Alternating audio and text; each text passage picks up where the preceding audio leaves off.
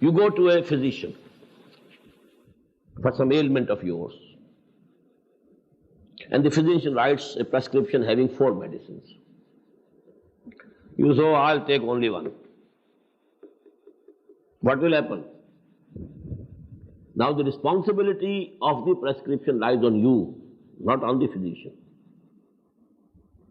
Maybe some medicine had some side effects, injurious effects, and he had added a corrective for that to eliminate the evil effects, the bad effects, and you have omitted that part of the prescription. Will you be doomed or not? The prescription is to be taken in toto.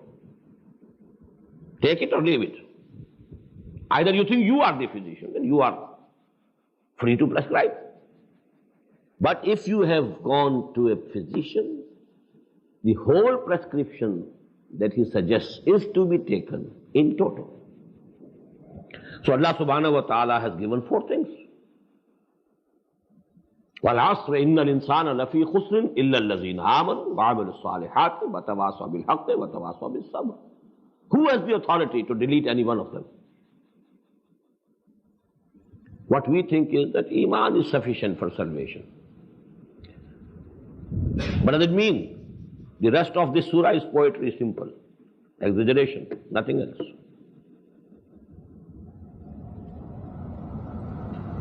There can be no salvation without good deeds.